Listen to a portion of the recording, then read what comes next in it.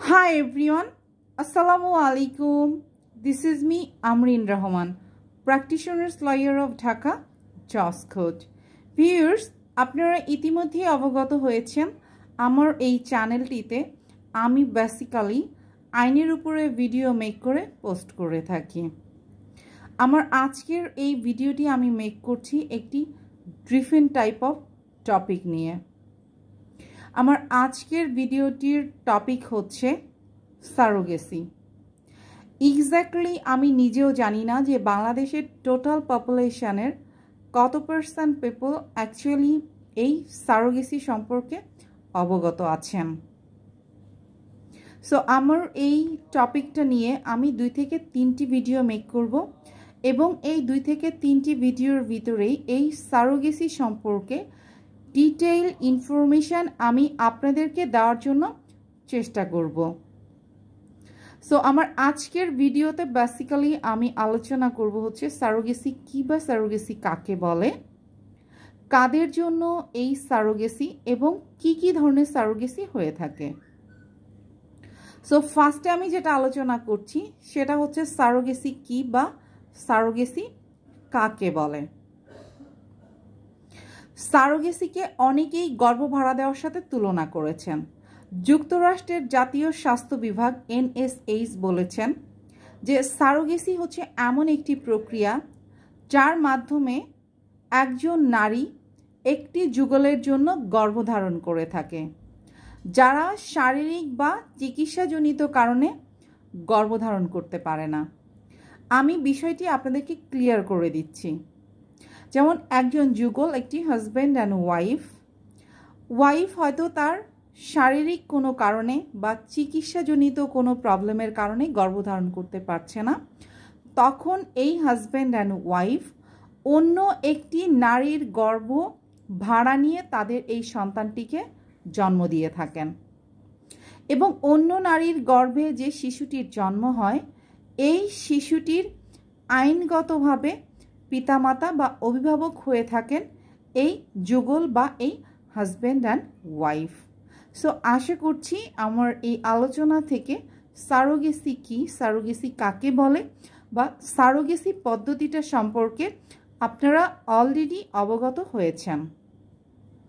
দেন আমি আলোচনা করছি হচ্ছে যে এই সারোগেসিটা কাদের জন্য বা কারা এই সারোগেসির অ্যাডভান্টেজটা নিয়ে থাকে বা কি কি কারণে সাধারণত নিয়ে থাকে। যুক্তরাষ্ট্রের যে স্বাস্থ্য বিভাগ NSH ট্রাস্টের অধীন পরিচালিত লিডস ফার্টিলিটি ক্লিনিকের তথ্য অনুযায়ী কিছু কিছু নারী তাদের শারীরিক সমস্যার কারণে গর্ভধারণ করতে পারে না, কিন্তু এই নারীদের কি থাকে, ডিম্বাণু থাকে। এছাড়াও অনেক সময় দেখা যায় কিছু কিছু নারী গর্ভাশয় ছাড়াই জন্ম নিয়ে থাকেন, কিছু কিছু নারীর গর্ভাশয় আছে কিন্তু সেটি সঠিকভাবে বিকশিত হয়নি। এছাড়াও এমন কিছু নারী আছে যাদের শারীরিক জটিলতার কারণে তাদের গর্ভাশয়টি কেটে ফেলতে হয়েছে। আবার কিছু কিছু নারী গর্ভধারণ করেছেন এবং বারবার ওই সন্তান গর্ভপাত হয়ে গিয়েছে। এছাড়াও IVF পদ্ধতি ব্যবহার করেও অনেকে সফলতা অর্জন করতে পারেনি। তাছাড়া অনেক নারীর শারীরিক বিভিন্ন ডিজিজ, জটিল রোগের কারণেও কিন্তু ওই নারী গর্ভধারণ করতে পারে না। এরপরও ভিউয়ার্স, আমি আরেকটা জিনিস আপনাদেরকে অবগত করছি যে তৃতীয় বিশ্বের যে উন্নত কান্ট্রিগুলো আছে সেখানে কিন্তু লেসবিয়ান অ্যান্ড হোমো এটাকে তারা লিগ্যাল করেছে। অর্থাৎ ওই দেশে একটি ছেলে অপর একটি ছেলের সাথে তার যে কনজুগাল লাইফ বা লাইফ টাইম লিড করতে পারবে। এখানে তার আইনগত কোনো দায়বদ্ধতা নেই। একটি মেয়ে অপর একটি মেয়ের সাথে তার লাইফ টাইম বা তার কনজুগাল লাইফ লিড করতে পারবে, সেখানেও কিন্তু তার আইনগতভাবে কোনো দায়বদ্ধতা নেই। এবং এই ধরনের যারা লাইফ লিড করে তারাও কিন্তু যখন ফিল করে যে তারা বেবি নিতে চায় তখন তারাও কিন্তু এই সারোগেসি পদ্ধতিটার মাধ্যমে কিন্তু বাচ্চা নিয়ে থাকে।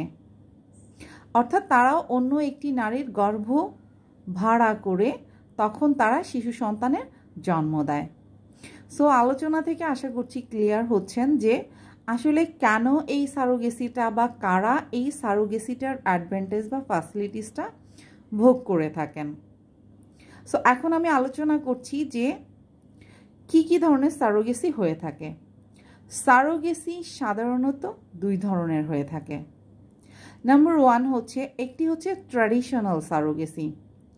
যদি এমন হয় যে একজন হাজব্যান্ড অ্যান্ড ওয়াইফ, ওই ওয়াইফের টোটালি কোনো ডিম্বাণু তৈরি করতে পারেন না, তখন যদি তারা সারোগেসির মাধ্যমে বাবা মা হতে চান, তাহলে এই যে সারোগেট মাদার বা গর্ভদানকারী মা, তার ডিম্বাণু ব্যবহার করা হয় এবং এই ক্ষেত্রে যে হাজব্যান্ড অ্যান্ড ওয়াইফ, ওই হাজব্যান্ডের শুক্রাণু ব্যবহার করে ভ্রূণ তৈরি করে এই নারী, এই সারোগেট মা বা গর্ভধানকারী নারী গর্ভধারণ করে এবং জিনগত কারণে এই সন্তানের সাথে বা এই শিশুর সাথে ওই মায়ের সম্পৃক্ততা থাকে। এবং অপর একটি সারোগেসি হচ্ছে হোস্ট সারোগেসি। এই হোস্ট সারোগেসিটাই কিন্তু বর্তমানে অনেক জনপ্রিয়তা পেয়েছে, কারণ হোস্ট সারোগেসিতে কিন্তু গর্ভদানকারী মা বা সারোগেট মায়ের ডিম্বাণু ব্যবহার করা হয় না।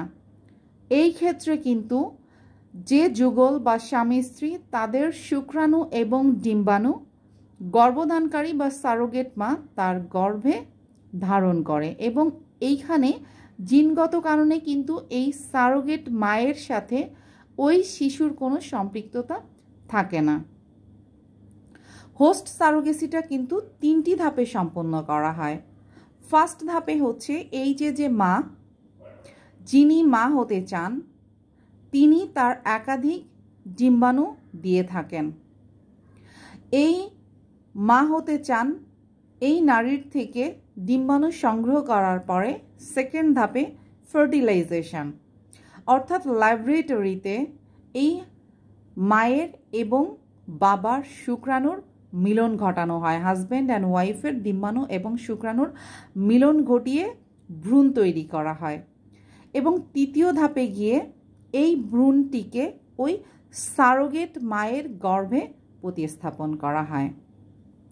সো আমি আপনাদেরকে ক্লিয়ার করছি যে এই যে সারোগেট মায়ের গর্ভে ভ্রূণটাকে স্থাপন করা হয়, এই ভ্রূণটাকে কিন্তু দুইভাবে স্থাপন করা যায়। নাম্বার 1 হচ্ছে যে এই হোস্ট সারোগেসিতে যে হাজব্যান্ড অ্যান্ড ওয়াইফের যে ডিম্বাণু এবং শুক্রাণুকে ল্যাবরেটরিতে মিলন ঘটিয়ে যে ভ্রূণটা তৈরি হলো, এই ভ্রূণটাকে সরাসরি সারোগেট মায়ের গর্ভে স্থাপন করা হয়, যেটাকে ফ্রেশ ভ্রূণ বলা হয়। এবং এই ক্ষেত্রে কিন্তু ডিম্বাণু দানকারী মায়ের সাথে সারোগেট মায়ের হরমোনজনিত মিল হতে হবে এবং এই কারণেই কিন্তু সারোগেট মাকে হরমোনজনিত ওষুধ দেওয়া হয়। এবং সেকেন্ড সেটি হচ্ছে এই হাজব্যান্ড অ্যান্ড ওয়াইফের যে ডিম্বাণু এবং শুক্রাণুকে ল্যাবরেটরিতে মিলন ঘটিয়ে যে ভ্রূণটি তৈরি হয়, এই ভ্রূণটিকে ডিফ্রস্ট করা হয় এবং এটাকে ডিফ্রস্ট করার পরে যে সারোগেট মা, এই সারোগেট মায়ের গর্ভে প্রতিস্থাপন করার জন্য, সারোগেট মায়ের গর্ভকে উপযোগী করার জন্য এই সারোগেট মাকে কিন্তু হরমোনজনিত ওষুধ দিয়ে তার গর্ভকে উপযোগী করে দেন ওই ডিফ্রস্ট ভ্রূণটি সারোগেট মায়ের গর্ভে প্রতিস্থাপন করা হয়। সো আশা করছি আলোচনা থেকে আপনারা অনেকটাই ক্লিয়ার হয়েছেন সারোগেসি কি, কারা এটি ব্যবহার করে থাকে বা কারা এটির সুবিধাটা নিয়ে থাকে এবং কিভাবে কি পদ্ধতিগুলা ব্যবহার করে এই সারোগেসির মাধ্যমে সন্তান জন্ম দেওয়া যায়। এখন আমি আলোচনা করছি যে এই সারোগেসির ক্ষেত্রে যে হাজব্যান্ড অ্যান্ড ওয়াইফ, যে যুগল বাবা এবং মা হতে চান, সেই ক্ষেত্রে তাদের কোনো আত্মীয় স্বজনও চাইলে কিন্তু এই সারোগেট মা হতে পারে। আবার যাকে কখনো এই হাজব্যান্ড অ্যান্ড ওয়াইফ দেখেইনি, এরকম কেউ কিন্তু চাইলে সারোগেট মা হতে পারে। এখানে আইনে এই ধরনের কোনো দায়বদ্ধতা বা বাধ্যবাধকতা নেই। সো ভিউয়ার্স, আজকে সারোগেসি সম্পর্কে আমার ভিডিওটি এই পর্যন্তই করছি।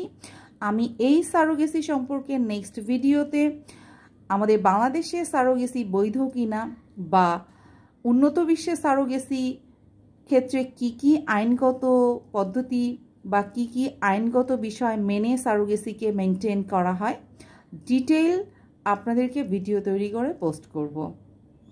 সো ভিডিওটি ভালো লাগলে শেয়ার করবেন, কোনো কিছু জানার থাকলে কমেন্টস করবেন এবং আমার জন্য সবাই দোয়া করবেন। দেখা হবে আমার নেক্সট ভিডিওতে। সেই পর্যন্ত সবাই ভালো থাকবেন। আল্লাহ হাফেজ।